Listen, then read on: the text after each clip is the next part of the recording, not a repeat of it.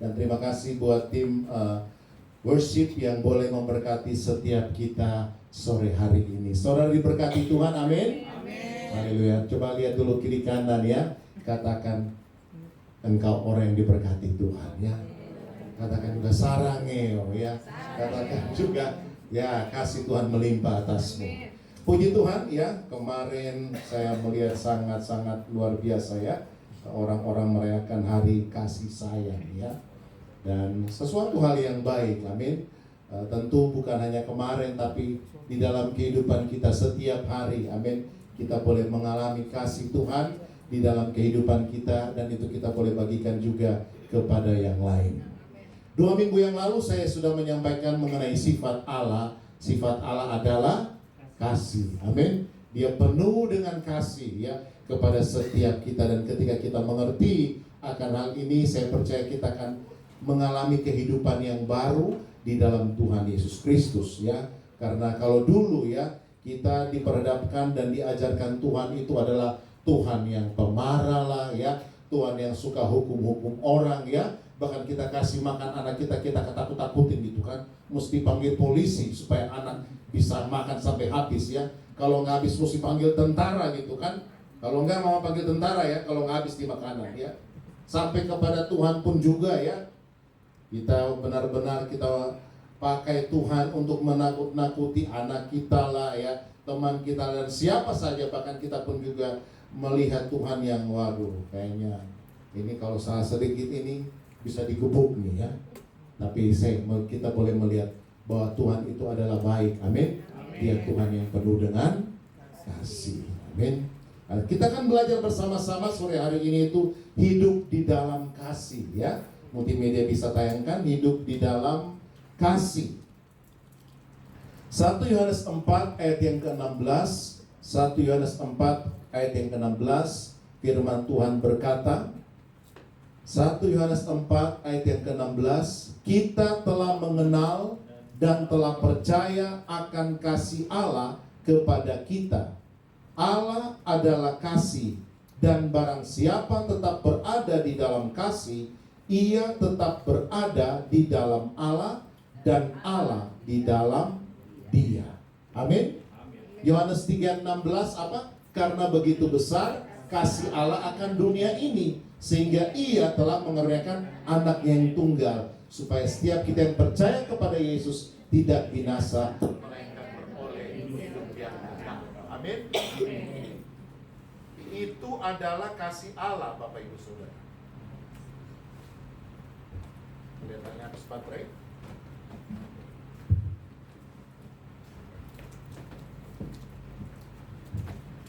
Itu adalah kasih Allah, Bapak Ibu Saudara ya. Yang saya percaya kita pun juga sudah mengalaminya. Karena kita apa? Percaya kepada Tuhan Yesus Kristus. Amin. Sudah semuanya sudah terima Yesus ya. Sudah percaya Yesus ya. Kalau ada yang di online ya, yang menyaksikan lewat online belum percaya Yesus ya, mari sore hari ini percaya, terimalah Yesus sebagai Tuhan dan Juru Selamat di dalam hidupmu, dan aku akan mengalami kasih Tuhan yang luar biasa itu ya. Kita boleh mengenal Allah, kita percaya kepada kasih Allah, bahwa Allah adalah kasih. Amin. Dia sangat-sangat mengasihi kita. Dan kasih Tuhan bukan omdo ya, bukan omong doang ya, tapi benar-benar Dia nyatakan lewat Yesus Kristus Tuhan yang mati di atas kayu salib untuk menebus dosa kita. Buat yang pacaran ya, kalian akan melihat orang itu benar-benar, pacarmu itu benar-benar mengasihimu kalau kemarin ada coklat datang, kira-kira seperti itu ya. Kalau ada bunga yang datang, kira-kira seperti itu. Kalau engkau mungkin diajak makan, kira-kira seperti itu. Karena cinta harus ada tindakan. Kalau hanya ngomongan cuma gombal ya. Perlu sesuatu yang nyata, yang real. Dan Yesus kepada kita bukan gombal ya. Yesus bukan cuma omon-omon, bukan cuma janji manis, tetapi Yesus, Dia berfirman, Dia berjanji, Dia sungguh-sungguh menepati janjinya. Itu Tuhan yang kita percayai di dalam kehidupan kita. Tantangan tadi sudah disampaikan sangat nyata, tapi biarlah kasih Tuhan itu benar-benar real, benar-benar juga nyata bahwa Dia itu adalah kasih yang hadir dan memelihara kehidupan kita, dan kita boleh nyata, boleh merasakan kasih-Nya sampai hari ini. Dalam pengembalaan di gereja ini pun juga saya melihat ini benar-benar gerejanya Tuhan, ya. Bukan gerejanya Supratman, bukan. Ini benar-benar gerejanya Tuhan, ya. Di masa-masa mungkin Bapak Ibu jemaat nggak tahu gitu kan situasi kondisi keuangan. Saya hanya berdoa kepada Tuhan, dan mungkin juga ada yang doa pagi juga dengar-dengar juga kayaknya gereja lagi butuh duit nih, ya. Makanya seruannya ini sampai juga ke online gitu kan, ya. Tapi saya melihat Tuhan itu luar biasa, Bapak Ibu Saudara, ya. Tiba-tiba masuk, Pak, buat gereja. Bukan dari gereja kita loh Bapak Ibu Saudara, ya. Itu Tuhan itu kalau pakai, ya, Dia pakai, bisa pakai jemaat lain juga. Kadang-kadang juga saya berpikir, lu gereja di mana? Kok perpuluhannya ke sini?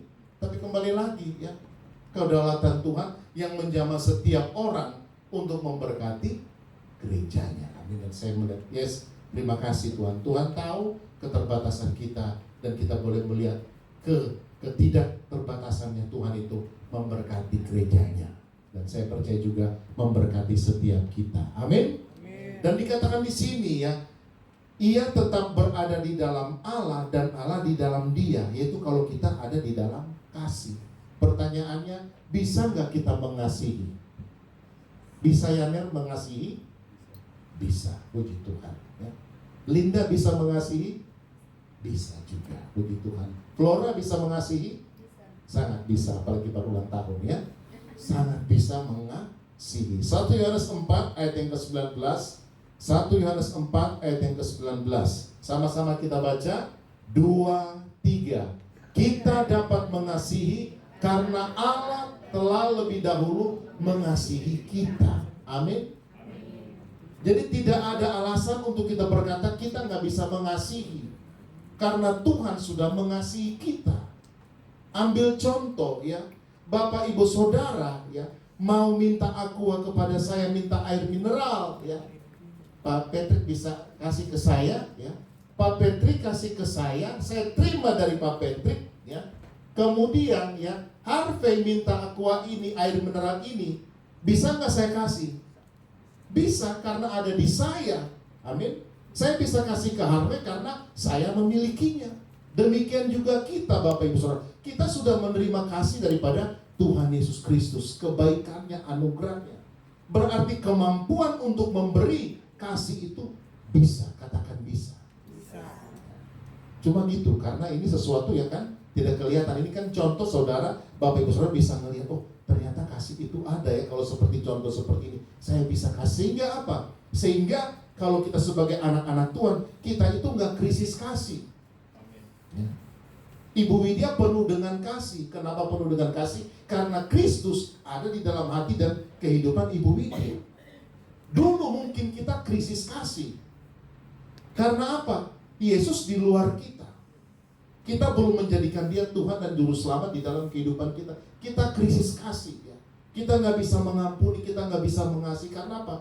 Gue mau kasih apa, gitu kan? Gue juga nggak alami kasih. Tetapi ketika Tuhan menjamah kita, ya, tentu Bapak Ibu Saudara punya pengalaman pribadi, ya, masing-masing dengan Tuhan. Saya nggak tahu kapankah itu, ya, tahun kapankah itu, ya. Saudara tiba-tiba mungkin nangis, dijamah oleh Tuhan di dalam sebuah ibadah, di dalam sebuah KKR. Tiba-tiba kasih Tuhan memenuhi hatimu yang tadinya mungkin hancur, yang tadinya nggak ada masa depan, ya. Ibu Widya ini salah satu saksi hidup, ya, dibawa oleh bestingnya yang terbaik juga, ya, datang ke gereja, ya, dengan permasalahan yang luar biasa, ya. Tetapi karena ada Ibu Ria yang begitu mengasihi sahabatnya, dia datang bawa ke gereja, sehingga sahabat yang tadinya saya pun juga awal-awal ketemu juga, ya, masalah luar biasa, ya, wajah juga tidak ada sukacita, karena namanya, ya, alami beban persoalan. Tetapi ketika Kristus menjamah Ibu Widya, beliau diubahkan oleh Tuhan. Sehingga bagi beliau dari Jakarta Barat sana Kalideres ke Jakarta Pusat itu mah dekat. Karena apa? Kelimpahan kasih Kristus memenuhi beliau. Bahkan dulu kita ada doa pagi ya, subuh-subuh sudah ambil Transjakarta dari Kalideres sana Kak Ruli ke daerah Monas itu turun ya, untuk beribadah, untuk berdoa. Bisa seperti itu kenapa? Karena kasih Tuhan ya. Kalau bukan kasih Tuhan, boro-boro mendingan buat tidur gitu kan. Tetapi karena kasih Tuhan lah, amin, kita semua bisa mengasihi ya, bisa mengasihi, bisa hidup di dalam kasih. Mari kita lihat bersama-sama ya, apa pengertian hidup dalam kasih. Yang pertama, hidup dalam kasih artinya mengampuni. Next ya, kayaknya di situ ketutup saya nih ya. Hidup dalam kasih artinya apa? Sama-sama katakan, mengampuni. Ini kita akan belajar yang praktikal ya. Efesus 4 ayat yang ke-32. Efesus 4 ayat yang ke-32, 2-3. Tetapi hendaklah kamu ramah seorang terhadap yang lain, penuh kasih mesra dan saling mengampuni, sebagaimana Allah di dalam Kristus telah mengampuni kamu. Amin. Jadi kembali lagi, hidup di dalam kasih artinya mengampuni. Kalau kita melihat kehidupan Yesus ya, Yesus aja masih baik pun juga sudah jadi incaran Herodes. Untuk apa? Dibunuh. Bisa aja Yesus bertumbuh di dalam kepahitan. Ini kalau kita memakai pikiran kita sendiri gitu kan. Tunggu lo Herodes gitu kan, begitu gue gede selesai lo gitu kan. Karena apa? Gua kecil diuber-uber gitu kan, dikejar-kejar ya. Larinya sampai kemana? Mesir loh, jauh loh ya, pindah negara, mau dibunuh. Itu kalau inner child, kalau bahasa sekarang gitu kan, luka batin Yesus masa bayi nggak sembuh, selesai tuh Herodes ya. Dia akan bertumbuh menjadi seseorang yang mungkin Raja Mesir kah? Kemudian Raja Mesir akan datang menyerang Yerusalem. Kemudian dicari pertama Herodes. Karena apa? Ini Herodes, gua kecil, lu mau bunuh gua bantai semua keturunanmu. Yesus pernah alami hal seperti itu. Apalagi yang Yesus alami juga ya, sakit yang dia alami oleh Yesus ya.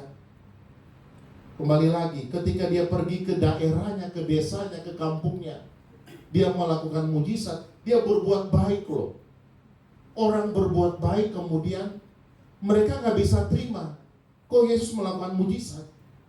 Pernah nggak Bapak Ibu Saudara, Bapak Ibu datang dengan ketulusan hati kepada keluarga, ke kampung, ke sahabat, kemudian disalah mengerti. Mau ngapain lagi dia gitu kan? Pura-pura jadi Santa Claus ke sini gitu kan? Ini pasti ada udang di balik batu. Kita datang dengan ketulusan, kita datang dengan kebaikan, tapi kita disalah mengerti oleh orang, dicurigai oleh orang. Saya mau katakan, kita hidup di tengah-tengah manusia yang sudah jatuh di dalam dosa. Pemikiran orang itu berbeda dengan kita. Kadang-kadang kita datang dengan ketulusan, tetapi kita nggak tahu otaknya otak jahat gitu kan. Kita berbuat baik aja sudah dicurigai. Bagaimana kita menghadapi nih pikiran orang yang jahat supaya kita tetap bisa sehat jiwanya, hatinya? Tidak ada jalan lain, mengampuni. Sekali katakan mengampuni. Mengampuni. Di dunia kerja, di kantor ya, kita lakukan yang terbaik, do the best, kita lakukan yang terbaik. Apakah semua orang suka? Nggak suka. Ada yang malas-malas bilang ini mah cari muka gitu kan. Padahal ya kita mau mempraktikkan firman kan, dunia kerja adalah ladang kita, mimbar kita memberikan yang terbaik karena kita diajar firman Tuhan untuk memberikan yang terbaik. Tapi bagi kebanyakan orang akan berkata ini cari muka. Bagaimana sikap kita menghadapi mereka? Terserah, nggak usah ikutin pikiran mereka ya. Nanti kita jadi pusing sendiri gitu kan. Nggak perlu kita jaga hati mereka, lakukan aja yang terbaik. Amin. Mengasihi dia ya. Makin tantrum dia, terus mengasihi dia ya. Sampai akhirnya dia bertobat gitu kan. Akhirnya dia, karena apa? Kasih pasti menang. Amin. Mau sebenci apapun dia, kasih pasti menang. Saya membaca literatur orang-orang yang disiksa di China. di penjara.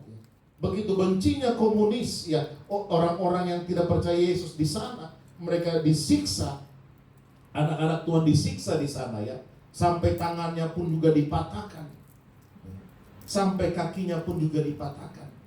Mereka tetap menyembah Tuhan, sampai mulutnya pun juga ditonjok pun juga. Sampai dia berkata, Tuhan, biarlah ketika aku tersungkur ini adalah penyembahanku kepadamu. Oh, dahsyat. Dahsyat. Sampai apa? Sampai itu para sipir di sana akhirnya mereka bertobat, terima Yesus sebagai Tuhan dan Juru Selamat. Itu kekuatan kasih Kristus. Kalau kasih Kristus memenuhi kehidupan kita dan kita bisa mengelola kasih itu, ya, dan kita berjalan di dalam pengampunan, saya percaya ada kesehatan, ada kekuatan yang daripada Tuhan itu kan menerobos, bukan kitanya yang sakit, tetapi orang-orang yang menyakiti hati kita, dia akhirnya akan bertobat menerima Yesus sebagai Tuhan dan Juru Selamat. Amin. Jadi mari, ya, hendaklah kamu ramah seorang terhadap yang lain, penuh kasih mesra dan saling mengampuni, sebagaimana Allah dalam Kristus telah mengampuni kamu. Next kita lihat. Mengampuni artinya melepaskan beban dendam yang merusak jiwa, membawa damai, sukacita, kelegaan sejati. Ternyata kalau kita tidak mengampuni, Bapak Ibu Saudara, ya, itu seperti sebuah dendam yang menjadi beban di dalam kehidupan kita. Kita lihat gitu kan di media sosial, dia lagi makan dan tertawa, kitanya sakit hati. Karena apa? Kita tidak bisa mengampuni. Dianya ngoroknya luar biasa. Dianya sukacita, kitanya gitu kan, yang aduh udah pusing gitu kan. Karena apa? Karena kita nggak mau mengampuni orang tersebut. Mari, ya, putuskanlah di dalam hati kita, ya, sore hari ini. Mungkin kita disakiti, ya, ya wajar, pasti sakit. Tapi kembali lagi, obat daripada hati yang sakit, yaitu pengampunan. Lepaskan pengampunan. Mungkin kita sudah lepaskan pengampunan, masih terasa seperti kita sakit kadang-kadang kan, ada luka gitu kan, kasih betadine. Besok masih ada lagi, dikasih obat lagi. Besok masih ada lagi, dikasih obat lagi. Tergantung nih, ya. Mau seminggu kah dia sembuh, ya, 2 minggu atau sebulan, tergantung beratnya lukanya. Tapi bagian kita adalah kasih obat terus, kasih obat terus, kasih obat terus. Prakteknya dalam kehidupan kita, iya, lepaskan, doakan orang tersebut. Amin. Muncul lagi di pikiran kita, lepaskan pengampunan lagi, lepaskan pengampunan lagi, lepaskan pengampunan, sampai, ya, kita bertemu dengan orang tersebut atau mungkin namanya terdengar di telinga kita, sudah tidak lagi terasa luka tersebut. Yang ada hanyalah kasih Tuhan. Oh, dia ya. Kita bertemu dengan dia pun juga sudah nggak ada sesuatu yang bukannya kita lupa ingatan, bukan, ya. Karena pengampunan itu bukan berarti kita tiba-tiba langsung lupa ingatan, nggak. Ada, pernah hal itu terjadi, tapi sudah tidak sakit lagi. Amin. Pernah di sini ada yang luka, ya. Pak Andreas waktu luka kan, begitu sembuh kan, mungkin hanya bekasnya aja, ada yang jahitan lah atau apa gitu kan, bekas di tangan kan, bekasnya ada, tapi sudah tidak sakit lagi. Amin. Oleh sebab itu mari, ya, kita harus belajar untuk kita mengampuni, melepaskan beban yang merusak jiwa. Supaya apa? Supaya jiwa kita itu boleh mengalami damai, sejahtera, sukacita, dan kelegaan. Amin. Mari belajar. Memang berat tapi kita belajar. Belajar terus, lepaskan, doakan. Aku berkati dia, Tuhan. Aku berkati dia. Kadang-kadang kayaknya bukan berkat, bukan, kayaknya mesti ada sedikit mungkin tulah atau apa yang turun. Kita kembali lagi, aku lepaskan berkat Tuhan, aku lepaskan berkat Tuhan, sampai benar-benar kelepasan itu terlepas dan kita mengalami kesembuhan daripada Tuhan. Amin. Next kita lihat, mengampuni adalah sebuah apa? Keputusan, bukan perasaan. Kalau mau dirasa-rasa, bisa setahun nanti, ya. Ini kan bermain perasaan semuanya, ya. Kayaknya nggak bisa Tuhan hari ini sembuh, ya. Kita kan kalau sakit ke dokter kan berharap cepat kan penyembuhannya. Dokter obat yang ampuh, ya. Ini bukan hotel, ini rumah sakit, saya nggak mau berlama-lama di sini, ya. Ini bukan lagi liburan, ya. Ini bukan lagi rekreasi, bukan. Ini bukan lagi holiday, ya. Ini bukan lagi healing untuk jiwa bahagia. Tapi ini saya lagi sakit, dokter. Saya mau, ya, saya bisa cepat pulang, saya cepat sembuh. Demikian juga, ya. Kalau kita sakit hati, bereskan itu. Itu adalah sebuah keputusan, bukan perasaan. Katakan sekali lagi, mengampuni. Sama-sama katakan, mengampuni adalah sebuah keputusan, bukan perasaan, ya. Kalau perasaan yang nggak selesai, mari katakan, jangan baper, ya. Jangan bawa perasaan, tapi bawa perubahan. Wow, ya. Bawa keputusan, amin, untuk kita hidup semakin lebih lagi menyenangkan hati Tuhan. Karena apa? Selalu ada tujuan iblis untuk membuat kita sakit. Supaya apa? Buat yang mahasiswa nih, ya, nggak selesai kuliahnya lah, nggak fokus kuliahnya lah, ya. Yang kerja, yang usaha, ya, supaya kembali lagi kita nggak jadi produktif, ya. Apa yang menjadi rencana atau mungkin proyek-proyek yang besar tidak terjadi. Karena apa? Sekeliling kita mungkin membuat kita nggak nyaman, ya. Seperti mimpi kita itu mau dihambat, ya. Tapi tetap kita fokus untuk melakukan apa yang menjadi kehendak Tuhan. Masih ingat cerita Yusuf, ya? Bagaimana proses yang dia alami, ya? Makanya kita mengucap syukur di Alkitab ini banyak orang-orang juga yang mengalami hatinya disakiti, visinya dihancurkan. Tetapi namanya kalau Tuhan sudah panggil dia, rencana dan kehendaknya pasti akan tergenapi. Amin. Kalau Tuhan sudah panggil Yuni, ya, rencana Tuhan pasti terjadi di dalam kehidupan Yuni. Amin. Orang lain tidak bisa, ya, untuk menggagalkan itu, kecuali Yuni sendiri yang menggagalkan dan menyerah. Tapi ketika Yuni berkata, Tuhan, aku masih mau untuk melakukan apa yang menjadi kehendak-Mu, maka saya percaya apa yang menjadi rancangan dan rencana Tuhan akan terjadi dalam kehidupan Yuni. Amin. Demikian juga ke setiap kehidupan kita di tempat ini. Tidak semua orang senang kepada kita dan dia tepuk tangan, ya. Banyak juga haters juga gitu kan. Karena mereka berkata, kenapa mesti dia gitu kan? Kenapa mungkin dia yang tampil? Kenapa kayaknya hanya dia yang lebih menonjol gitu kan? Tapi saya percaya kita sebagai anak-anak Tuhan, kalau ada yang menonjol, kalau ada yang diangkat Tuhan, ya, di gereja ini selalu ada ucapan syukur. Makanya selesai ibadah kita selalu makan-makan juga, ya. Akan sebentar juga akan ada acara ulang tahun juga. Kita mengingat ada yang terlewat juga, Pak Patrick Michael nih, ya. Yang terlewat pun juga kita kalau diingatkan Tuhan, kita rayakan juga. Amin. Karena semua di tempat ini berharga dan harus dirayakan. Haleluya, puji Tuhan, ya. Inilah kelebihan kita, ya. Sedikit sombong yang baik lah, ya. Kemudian kita lihat lagi, ya. Orang yang tidak mengampuni adalah seperti orang yang meminum racun dan berharap orang yang menyakitinya yang mati. Sadis, ya. Dia minum racun, ya. Saya minum racun, ya. Saya berharap Michael yang mati.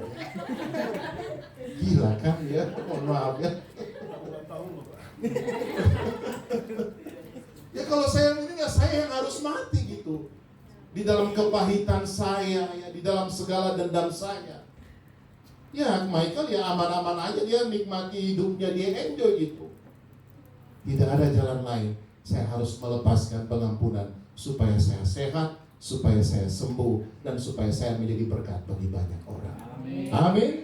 Yang kedua kita lihat, ya. Hidup dalam kasih artinya peduli. Katakan peduli. 1 Timotius 5 ayat yang ke-8.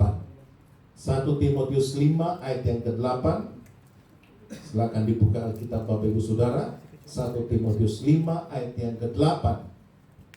Sama-sama kita baca 2, 3.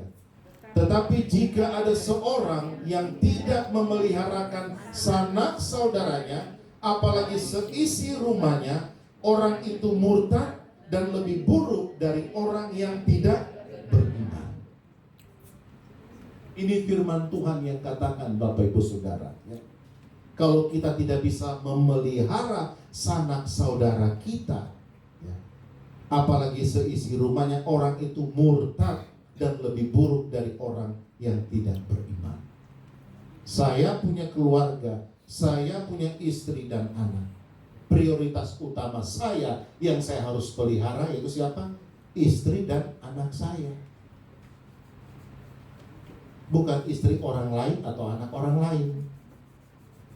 Istri saya dan anak saya itu prioritas utama saya. Firman Tuhan, kalau saya tidak lakukan itu, dikatakan saya itu orang murtad dan lebih buruk dari orang yang tidak beriman. Mari, ini firman Tuhan untuk mempraktekkan kasih, untuk bertumbuh di dalam kasih. Orang yang terdekat dengan kita yang harus terlebih dahulu merasakan kasih itu.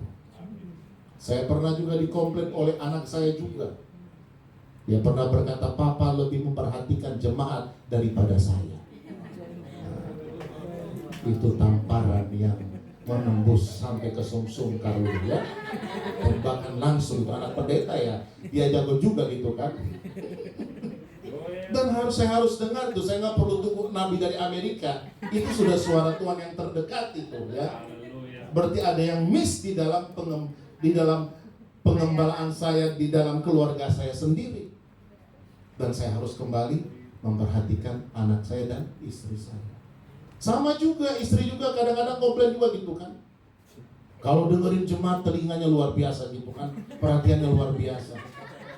Begitu istri sendiri ngomong gitu kan, udah ngantuk lah, udah nguap lah, mau ke toilet kah ya. Ibu-ibu di sini kayaknya sama semua ya. Kita harus belajar ya. Pak Andreas kan juga di hotel juga, kita kan customer kan raja ya. Kita harus dengar mereka. Perjuangan juga Pak Pendeta juga seperti juga. Apalagi WL juga di sini dan semuanya lah. Para suami-suami di tempat ini, amin. Itu perlu karunia yang luar biasa daripada Tuhan, amin. Kita harus seperti juga melihat istri kita seperti customer ya. Seperti konselor ya, seperti klien ya.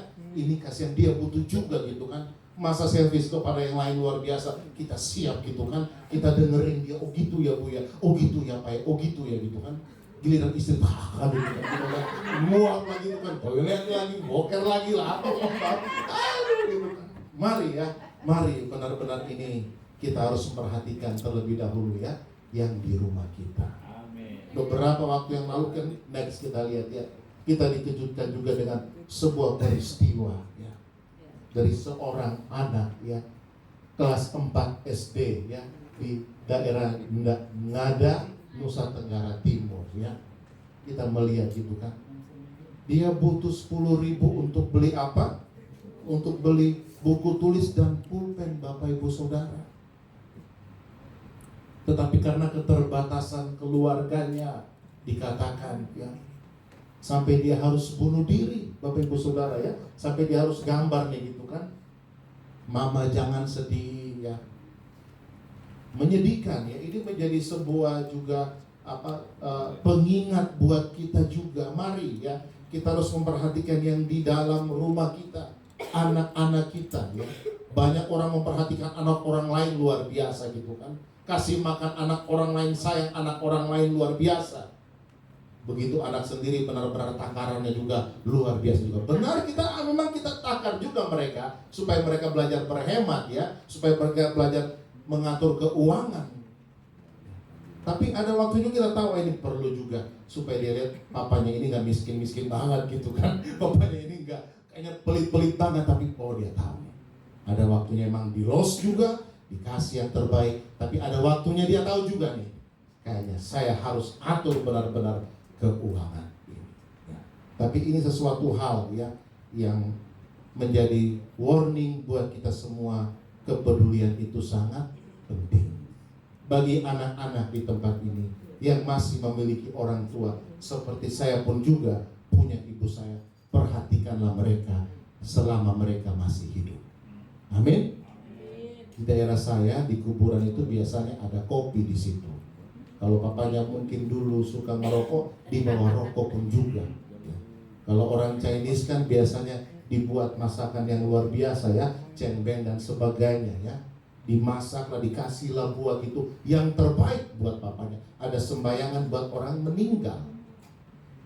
Tetapi itu semua, mohon maaf, sudah bagi kita di dalam kekristenan sudah nggak ada gunanya lagi. Justru makanan yang enak, mau babi panggang, kau mau ayam rica-rica kah, babi hongkah, justru masih sehat-sehat nih oma-oma ini gitu kan. Dimana anak-anak harus bawa ke restoran mungkin yang terbaik gitu kan, kasih makan yang enak, mumpung masih sehat, berikan yang terbaik. Amin. Mari, tentu sesuai dengan kekuatan kemampuan kita. Saya pun juga terbatas juga, kadang di tengah kelimpahan juga saya juga berkati orang tua saya juga, kadang juga saya terbatas juga, saya beritahu dia juga, beliau juga ya, ini kondisi mohon maaf ya, lagi kurang begitu bisa ya, sehingga beliau pun juga mengerti. Zaman sekarang kita mengucap syukur semuanya online. Walaupun ibu saya ada di Sulawesi, saya bisa pesan online kok. Mama tenang aja, nanti ada yang datang akan telepon mama. Apa tuh? Tunggu aja ya. Jadi bisa tunai dan juga bisa lewat online juga ya. Ini sekarang ini luar biasa. Jadi mari ya, kalau kita masih punya orang tua, inilah waktunya, amin, untuk kita boleh memperhatikan mereka, merawat mereka, memberi sesuai dengan kemampuan kita juga. Karena biasanya kalau kita juga sudah menikah kan, ini juga sudah tanggungan juga yang di rumah juga ya. Nah, tentu kita juga kalau ada hal juga kita bisa juga memberkati orang tua kita ya. Saya mengucap syukur, papa saya juga pernah alami, dari dia sangat aktif dan dia sakit-sakitan, dan puji Tuhan saya boleh sebagai anak yang waktu itu belum pergi keluar, masih ada di rumah, merawat beliau, menjaga beliau ya, sampai akhirnya pun juga dipanggil oleh Tuhan ya. Saya melihat juga ada yang datang, wah mereka meraung-raung gitu kan, tangisannya luar biasa. Dalam hati saya, dulu papa sakit tuh kemana gitu kan, kenapa kok nangisnya paling kencang di sini gitu kan, seolah-olah paling mengasihi gitu kan, tapi realitanya nggak ada gitu. Bahkan saya bilang, udah nangislah nangis. Saya bilang, air mata saya sudah banyak tercurah ketika dia sakit, dia menjerit. Saya tuntun dia, saya pegang dia, saya perawat dia, saya kasih makan dia. Di dalam doa saya sudah tumpah di situ semuanya. Saya ketika dipanggil oleh Tuhan hanya sebuah sukacita bahwa terima kasih Tuhan bahwa saya sudah diizinkan oleh Tuhan untuk memelihara papa saya dan memberikan yang terbaik apa yang saya berikan buat dia, dan sampai akhirnya kita boleh mengantar beliau sampai di peristirahatan berakhir. Kayaknya bagi saya pribadi ya, tidak ada hutang lagi di dalam diri saya karena saya sudah melakukan apa yang terbaik yang bisa saya lakukan. Kalau jarak jauh kan sekarang orang tua kan paling telepon gitu kan. Seperti ibu saya biasa, mungkin karena YouTube biasanya muncul lagi yang baru ya. Jadi saya telepon, kalian banjir di situ kering mak. Telepon besok, kalian banjir di situ kering mak, aman mak ya. Kadang-kadang ditelepon juga sama cucunya ya. Gimana kalian di situ? Puji Tuhan aman. Ya, pernah juga yang ditelepon, iya mak ini sudah setengah lutut gitu kan. Ini Joel sudah juga udah kebanjiran juga. Ya. Jadi hanya itulah yang kita juga bisa lakukan kepada orang tua kita yang ada jauh di sana. Amin. Tanya kabar mereka, bagaimana kabar, sehat gitu kan. Jangan, mak sudah habis gitu kan, hanya sudah menipis nih ya. Jangan telepon orang tua ya, khususnya mahasiswa nih ya, ketika sudah kurang uang ya, begitu lagi waduh banyak duitnya gitu kan, kayaknya sudah lupa mama. Tapi saya percaya ya, jemaat-jemaat di sini ya Pak Patrick ya, anak-anak Mas ini selalu ingat papa dan mama yang ada di kampung. Amin. Dan selalu ada di bawah, di dalam doa, dibawa juga di dalam WA. Dan dilihat, wah ternyata anak-anakku ya kuliah dan juga cari Tuhan ya. Kalau yang seperti ini luar biasa ya. Efesus 6 ayat 2 sampai 3. Hormatilah ayahmu dan ibumu. Ini adalah suatu perintah yang penting seperti yang nyata dari janji ini, supaya kamu berbahagia dan panjang umurmu di bumi. Amin. Coba ingat-ingat Bapak Ibu Saudara, apa yang kita lakukan kepada orang tua kita, sesungguhnya itu berdampak sampai hari ini. Kalau kita boleh sukses, berhasil, panjang umur, Om Maria, saya percaya kalau ditelusuri ini Om Maria pasti sangat mengasihi mama, amin, sangat mengasihi papa ya. Kita semua juga di tempat ini, saya juga melihat ke belakang, terima kasih Tuhan, saya belajar untuk menghormati orang tua saya, dan saya lihat memang benar-benar saya berbahagia, saya panjang umur di bumi ini. Saya pun juga datang merantau ke tempat ini dan akhirnya juga tinggal di kota ini. Saya melihat juga begitu banyak juga orang-orang tua yang bukan orang tua darah daging, saudara-saudara yang bukan juga nggak ada keturunan juga darah daging, tapi menjadi keluarga, menjadi saudara buat saya. Bahkan lebih dekat juga, bahkan memberkati saya. Itulah semua blessing daripada orang-orang yang sungguh-sungguh menghormati orang tua. Amin. 1 Tesalonika 5 ayat yang ke-12. 1 Tesalonika 5 ayat yang ke-12. Kita baca sama-sama 2, 3. Kami minta kepadamu saudara-saudara, supaya kamu menghormati mereka yang bekerja keras di antara kamu, yang memimpin kamu dalam Tuhan, dan yang menegur kamu. Amin. Ini kan ada juga gembala dewasa muda nih, Kamoris, gitu kan. Kalau Michael ditegur, ya hormati dia, guys. Kayaknya nggak digembalakan kali ini ya. Pak Patrick ada di couples juga gitu kan, yang mengembalakan, yang menasehati, yang membimbing. Amin. Hormatilah beliau ya, dengarkanlah beliau. Demikian juga ya, bukan hanya di dalam gereja ya, tetapi juga di kampus juga, di dunia kerja juga ya, di pemerintahan juga, di bangsa ini kita juga belajar untuk menghormati para pemimpin-pemimpin yang ada. Saya mengerti darah mahasiswa di tempat ini luar biasa gitu kan, untuk turun, untuk demo meneriakan kebenaran gitu kan. Tetapi jangan lupa juga presiden, wakil presiden semuanya juga harus dihormati. Amin. Saya lihat, waduh, media sosial kita sudah, kayaknya dulu kita diajar beradab ya. Kayaknya dulu kita diajar ngomong harus benar ya. Tetap harus itu, hormat itu harus tetap ada. Anak muda, mahasiswa mau kritisi, silakan juga gitu kan. Tapi jangan juga bawa golok gitu kan, itu sudah pembunuhan kan. Suarakanlah kebenaran ya, suarakanlah, silakan ya. Tetapi kembali lagi, hormati mereka gitu kan. Karena apa? Bisa ditunggangi juga oleh pihak-pihak asing, oleh hal-hal yang lain ya. Sesama anak negeri diadu domba ya, pemimpin digulingkan, siap-siap ya. Disitulah kesempatan dari asing atau hal yang lain, dia angkat pemimpin yang baru untuk apa? Mungkin untuk menguasai. Sebelum mari kita berdoa, amin. Kita berdoa buat pemimpin-pemimpin yang ada di pemerintahan kita, di pekerjaan kita, di perusahaan kita, biar mereka hidup senantiasa takut akan Tuhan. Hormati juga mereka. Kadang-kadang mungkin kita tahu juga ini kayaknya Pak nggak bisa dihormati, ini kayaknya perlu dihajar gitu kan. Karena mungkin kita pun udah kesal gitu kan. Tetapi kita sebagai anak Tuhan, tunjukkanlah tetap rasa hormat kepada orang kayaknya yang tidak layak untuk dihormati. Karena apa? Kita sebagai anak-anak Tuhan membawa kasih. Kita nggak tahu dengan sikap kita bisa jadi orang yang keras ya. Orang mungkin yang bebal, akhirnya dia bertobat lewat apa? Lewat sikap kita anak-anak Tuhan yang menghormati orang-orang yang tidak layak untuk dihormati. Roma 12 ayat yang ke-10 dikatakan di sini, hendaklah kamu saling mengasihi sebagai saudara dan saling mendahului dalam memberi hormat. Amin. Biarlah kita bangun budaya seperti ini gitu kan. Kita harus bangun ya. Jangan kalah dengan satpam BCA ya. Orang-orang satpam-satpam itu kan, wah, saya biasa dihormat tuh kalau keluar dari apartemen gitu kan. Saya selalu juga bahas gini juga, ya Pak, makasih Pak. Dihormat gitu kan, siang Pak, sore Pak gitu kan.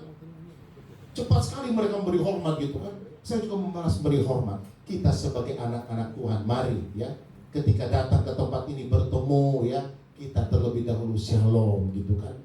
Apalagi yang muda-muda nih, jangan tunggu orang tua shalom. Kita kan diajarkan anak-anak muda harus shalom terlebih dahulu. Mari di tempat ini pun juga kita boleh saling mendahului dalam memberi hormat. Amin. Yang nggak perlu hormat kerap, nggak perlu. Shalom Pak, gitu kan. Sehingga akan kelihatan tuh, ini benar nih. Memang ini gerejanya new life, hidup baru gitu kan. Ini memang karakternya luar biasa. Semuanya murah senyum gitu kan. Kadang-kadang juga Ivan kan kita bertemu dengan orang juga, kita udah senyum dia lempar muka gitu kan. Terus gimana tuh, apakah senyumku terlempar? tetap menjadi blessing. Amin. Bagian kita memberkati dia, senyum kepada dia, menyapa dia. Dia nggak mau terima, ya sudah, itu berkat turun atas kehidupan kita. Amin. Kita melihat lagi ya di sini ya, dampak hidup dalam kasih ya, yaitu kita harus mengampuni, kita harus peduli, dan kita harus menghormati. Kalau 3 hal ini ya kita praktekkan di dalam kehidupan kita, saya percaya Matius 5 ayat yang ke-16 akan tergenapi di dalam kehidupan kita. Kita baca sama-sama Matius 5 ayat yang ke-16. Matius 5 ayat yang ke-16, 2, 3. Demikianlah hendaknya terangmu bercahaya di depan orang, supaya mereka melihat perbuatanmu yang baik dan memuliakan Bapamu yang di surga. Amin. Saya mendengar sebuah cuplikan ya, bagaimana seorang pendeta berkata, bilang ada salah satu strategi penginjilan yang nggak perlu kita takutin gitu. Seperti apa tuh? Ketika kita berbuat kasih, ketika kita hidup di dalam kasih, ketika kita menyapa orang, ketika kita menolong orang, ketika kita membantu orang, disitulah orang boleh melihat kasih Kristus terpancar lewat kehidupan kita.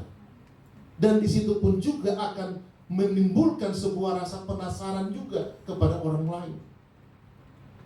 Mungkin orang tersebut tidak pernah disapa dengan baik oleh banyak orang. Mungkin orang tersebut tidak pernah dilihat oleh banyak orang, tapi kita lihat dia. Akhirnya itu menimbulkan sebuah kerinduan dan pertanyaan. Kok orang ini baik banget ya?